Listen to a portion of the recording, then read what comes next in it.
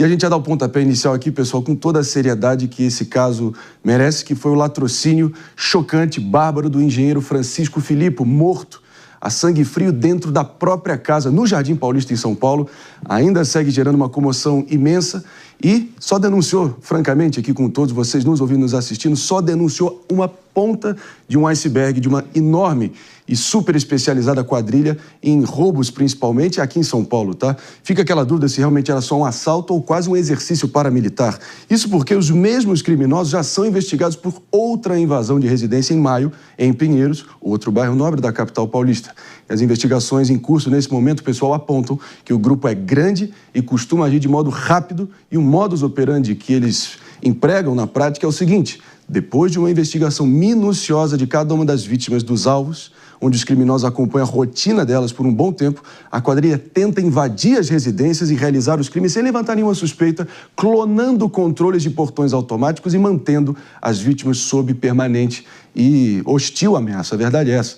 As imagens não nos deixam mentir, um caso bárbaro e reacendendo toda essa discussão da insanidade, do verdadeiro bang-bang que vai se tornando a situação da insegurança pública, da violência generalizada, não só em São Paulo, mas Brasil afora. Não é isso, mano? É isso, Marinho. E mostrando como essas quadrilhas atuam cada vez mais de forma profissionalizada. Então, elas precisam ter um enfrentamento que leve em consideração essa conduta criminosa continuada. Por isso, precisamos falar sobre a execução penal no Brasil. Como que a gente faz para que, uma vez pegos, esses bandidos, eles efetivamente continuem presos? Porque se eles saem na porta giratória do nosso sistema penitenciário, eles saem como se tivesse recebido uma medalha no seu currículo criminoso e continuam agindo, reincidindo no crime. E isso é o que essa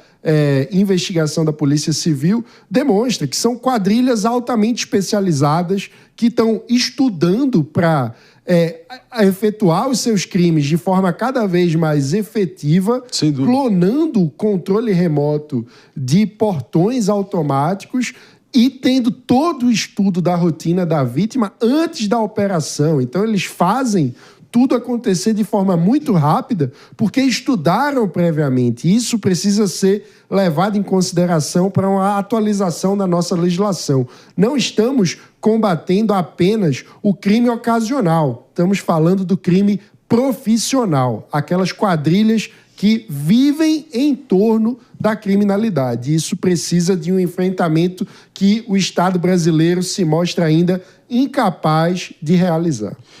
É um verdadeiro show de horrores, sinceramente, e mostra que, enfim, elegendo Jardins e Pinheiros, eu acho que é o recado que essa gangue super especializada, padrão paramilitar, eu diria, Rodolfo Maris, querendo deixar claro, ó, desconhecemos fronteiras aí de poder aquisitivo, de CEPs, dane-se, a gente vai, enfim, atropelar o que a gente vê pela frente com o mais alto grau de ousadia que imaginável, né? Parece, enfim, um daqueles filmes de ação, mas é um verdadeiro, enfim, show de horrores na vida real brasileira desse junho de 2025.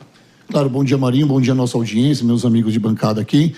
Olha só, o Mano falou uma coisa muito coerente, mas que eu tenho que fazer um adendo aí. É uma organização criminosa, mas algo saiu errado nesse roubo, porque foi um tiro na nuca. O engenheiro recebeu um tiro de execução. Foi um tiro na nuca, um tiro de execução, no linguajar popular aí da polícia, tá?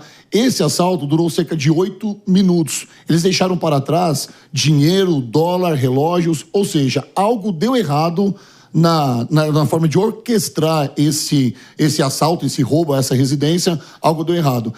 Devendo lembrar também que essa quadrilha já participou de outros roubos à residência, uma quadrilha extremamente especializada nisso, faz parte do grupo de operações do PCC, eu costumo falar isso em meus programas que eu faço, que já é um grupo de operações do PCC, não é nem mais uma quadrilha especializada. O PCC daqui a pouco, quem sabe, talvez será até um partido político de tão poderoso que ele está ficando aqui na cidade de São Paulo.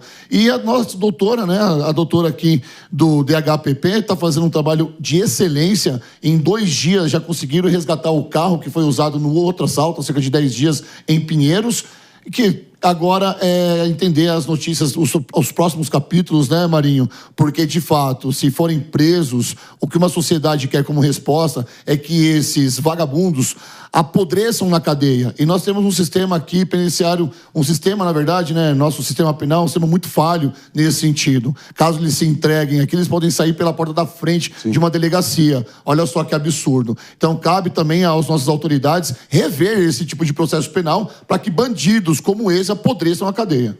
Estamos falando aqui, pessoal, para não restar dúvidas, é uma quadrilha com tática verdadeiramente militarizada, paramilitar, planejamento prévio, clonagem de controle, o que para mim é o auge da ousadia que eles conseguiram empregar, vigilância prévia, revezamento, furto seguido de homicídio. Durante a fala do nosso Rodolfo Marisa aqui, alguém que sempre está acompanhando aqui o nosso programa, que é o secretário executivo da Segurança Pública do Estado de São Paulo, o delegado Oswaldo Nico, me mandou uma mensagem aguardando ainda mais detalhes, dizendo que foi pego por nós, o próprio aqui engajando com nós ao vivo, dizendo que já foi pego por nós o cidadão, ou pelo menos um dos envolvidos nessa quadrilha, diria até paramilitar, acho que não há nenhuma ousadia em dizer isso, pelo menos nos métodos, né, Aninha? Então, vamos tentar entender exatamente como. Vou estar aqui alinhando com a nossa produção para trazermos essa atualização também. Aninha? André, pelo que eu entendi, um dos suspeitos acabou sendo baleado pela polícia e faleceu, e o outro foi encontrado e acho que foi levado para delegacia. Esses detalhes a gente vai saber o quanto antes, mas a verdade, e que é algo que a gente acaba deixando de lado, né, é que é um pai de família que perdeu a sua vida de forma absolutamente trágica, inesperada, quando ele entrava na própria casa, né? Ele tem um filho da idade da minha filha. Um dia ele está se preparando para participar de um evento na escola e no outro ele não está mais aqui. A mulher em estado de choque, outros filhos. Então, assim, mais do que essa questão toda dos criminosos, o que me chama a atenção é a crueldade de dar um tiro na nuca, como disse o Rodolfo. Se você quer, e eu nunca vou conseguir entender, se você quer o bem, você quer o dinheiro, pega e vai embora. A pessoa não esboçou nenhuma reação. A gente fica com essa dúvida na nossa cabeça do porquê que essa pessoa teve que levar um tiro na nuca. Não bastava ter o seu domicílio violado, a paz da sua casa violada, para levarem tudo aquilo que ele demorou anos para construir. Será que isso não era suficiente? O que levou esses criminosos a darem um tiro na nuca deste homem? Uma vítima. E assim, se tem uma coisa que a gente tem que levar disso, é o que os meus colegas falaram. A gente precisa urgentemente mudar a forma como a legislação penal é no Brasil. Mudar a forma da execução penal. E mais, evitar, de alguma forma, que esses criminosos se sintam tão à vontade para dar um tiro na nuca de alguém e sair pelo portão como se nada tivesse acontecido. Esse que é o ponto. Há 10 dias, noticiou-se que eles também assaltaram uma casa em Pinheiros. Não houve vítimas. Ou seja, em 10 dias, eles conseguem vigiar uma família. Eles conseguem organizar um roubo dessa magnitude. E não só isso, eles estão tão destemidos, eles se sentem tão à vontade, que eles simplesmente dão um tiro na cabeça de alguém e vão embora. Então é isso, pessoal. Só para trazer aqui com precisão, o responsável por disparar o tiro na nuca fatal contra o empresário já foi morto também. Tombou morto na medida que ele foi localizado, identificado, houve uma troca de tiros com a polícia, já foi eliminado, neutralizado nesse sentido. Outro que já estava arrecadando fundos para tentar fugir, ledo engano, foi brecado pela polícia e agora já está sob a custódia da polícia, devidamente aí apreendido. Então, ao que tudo indica, só há um dos principais membros dessa quadrilha, há um ainda que segue foragido. Mas, no detalhe, todos os nomes e o status de todos eles, traremos aqui com precisão logo mais, Rodolfo Marisa. Marinho, só dar uma informação, acho que o Mano vai trazer mais sabedoria sobre esse caso. Para você clonar um portão desse tipo, você precisa estar a 20 metros da residência. É como se fosse um aparelhinho de chupa-cabras, a pessoa fica dentro de um carro, provavelmente um carro lacrado, ele estaciona e fica parado ali o dia inteiro. O morador da casa chega, quando aperta o controle, o aparelhinho identifica na hora e começa a codificar e começa a fazer um clone daquele aparelho. Então a pessoa precisa estar parada ali e estar a 20 metros do controle de acesso, porque se ele fica mais, o aparelho não pega, e se ele está muito distante da casa, ele acaba clonando portão do lado. Isso aconteceu já na Moca, quando uma quadrilha entrou em um prédio para assaltar, e eles fizeram da mesma forma. O modo operante desse aparelhinho chupa-cabra é da mesma forma. Então, o que vale ressaltar aqui? Cara, você chegou na sua casa, você vê que tem um carro parado lá há horas, liga para a polícia, passa a placa do carro, age com inteligência nesse sentido de tentar prever o que pode acontecer, porque a gente não sabe o que pode acontecer. Outro modo operante também é um motoboy, né? Que chega acompanhando, o cara começa a rastrear o carro, quando o carro para, o motoboy finge que vai entregar e acaba também usando esse aparelhinho chupa-cabra. Ou seja, é a tecnologia a serviço do crime, a serviço do PCC. É isso. Parece que cada vez mais, querendo ou não, só para ter muita clareza aqui, pessoal, além da conclusão óbvia que parece que o crime, com todo o seu atrevimento e ousadia e realmente maldade, crueza, né? Crueldade, parece desconhecer fronteiras, isso está nítido, mas principalmente só para trazer aqui no detalhe a informação, um bandido morto, 2 presos e 1 foragido, mas a polícia já sabe quem é, delegado Oswaldo Nico e todos aí também nessa saga para encerrar pelo menos essa quadrilha, mas que pode estar fazendo escola, e é aí que mora o perigo, né?